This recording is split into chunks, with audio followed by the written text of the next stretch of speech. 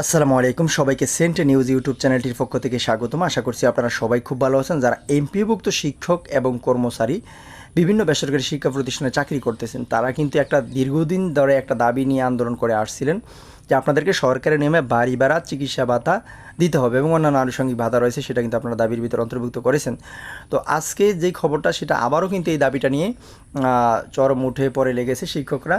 এই দাবিটি এখন হয়তো বা বাস্তবায়ন হয়ে যাবে।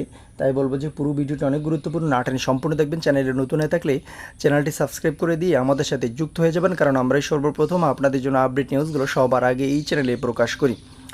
সরকারি নিয়মে বাড়ি ভাড়া চিকিৎসা ভাতার দাবিতে আন্দোলনে যাচ্ছে এমপিও শিক্ষকরা। দেখেন, শিক্ষাবার্তা.com পত্রিকা প্রকাশিত হয়েছে 5 জুলাই 2025। চলেন বিস্তারিত জানা যাক। নিজস্ব প্রতিবেদক, ঢাকা। বেসরকারি এমপিভুক্ত শিক্ষক কর্মচারীদের অবসরে যাবার 3 মাসের মধ্যে অবসর কল্যাণের সমুদয় অর্থ পরিশোধ এবং সরকারি নিয়মে বাড়ি ভাড়া চিকিৎসা ভাতা প্রদানের দাবিতে কর্মসূচি ঘোষণা করেছে বাংলাদেশ মাধ্যমিক সহকারী শিক্ষক সমিতি।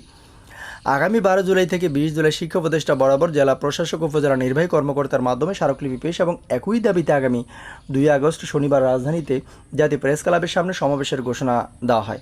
ভিডিওর মাঝখানে বলবো, আপনি যদি এই চ্যানেলে নতুন হয়ে থাকেন, এরকম নিত্য নতুন আপডেট খবর কিন্তু সবার আগে আমরা এই চ্যানেলে আপলোড দিয়ে থাকি। আপনি যদি এরকম খবর প্রতিদিন পেতে চান, তাহলে আমাদের চ্যানেলের সাথে আপনার সবসময় যুক্ত থাকতে হবে। গতকাল শুক্রবার 4 জুলাই রাজধানীর পুরোনো পল্টনে মুক্তিভবনে অনুষ্ঠিত সভায় সংগঠনটির এই কর্মসূচি ঘোষণা করে বাংলাদেশ মাধ্যমিক সহকারী শিক্ষক সমিতির কেন্দ্রীয় সভাপতি জাহাঙ্গীর হোসেনের সভাপতিত্বে ও কেন্দ্রীয় সাধারণ সম্পাদক মোহাম্মদ নুরে আলম বিপ্লবের সঞ্চালনায় অন্যান্যের মধ্যে বিভিন্ন মতামত তুলে ধরেন সংগঠনের কেন্দ্রীয় সহসভাপতি ও ঢাকা মহানগর আহ্বায়ক মোহাম্মদ ইয়াসিন, কেন্দ্রীয় সহসভাপতি অমৃত করেন সাধারণ সম্পাদক আসমান আলী, কার্যকরী কমিটির সদস্য ওসমান গনি ও শামীম আহমেদ।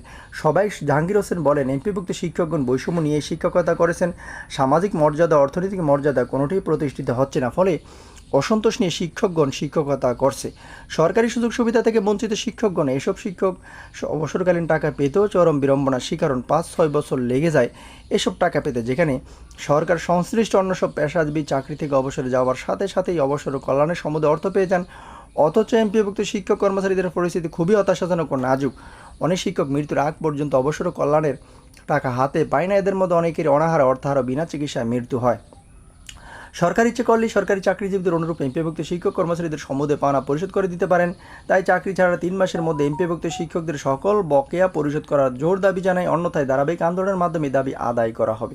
সংগঠনের সাধারণ সম্পাদক মোহাম্মদ নুরে আলম বিপ্লব বলেন, শিক্ষকদের জীবন জীবিকার জন্য কেন এত আন্দোলন করতে হবে? সরকারি নিয়মে বাড়ি ভাড়া চিকিৎসা ভাতা প্রদানের ঘোষণা এখন পর্যন্ত হচ্ছে না, যা দুঃখজনক। অনতিবিলম্বে শিক্ষকদের বেতন বৈষম্য চিরতরে বন্ধ করতে হবে। সবাই সম্মতিক্রমে শিক্ষক কর্মচারীদের অবসরে যাওয়ার 3 মাসের মধ্যে অবসর কল্যাণের সমুদয় অর্থ পরিশোধ এবং সরকারি নিয়মে বাড়ি ভাড়া চিকিৎসা ভাতা প্রদানের দাবিতে আগামী 12 জুলাই থেকে 20 জুলাই শিক্ষা উপদেষ্টা বরাবর জেলা প্রশাসক, উপজেলা নির্বাহী কর্মকর্তার মাধ্যমে স্মারকলিপি পেশ এবং একই দাবিতে আগামী 2 আগস্ট শনিবার রাজধানীতে জাতীয় প্রেস ক্লাবের সামনে সমাবেশের কর্মসূচি ঘোষণা করে। তা আশা করি বুঝতে পেরেছেন। পরবর্তী নিউজ দেখার আমন্ত্রণ জানিয়ে এ পর্যন্ত শেষ করলাম। আসসালামু আলাইকুম।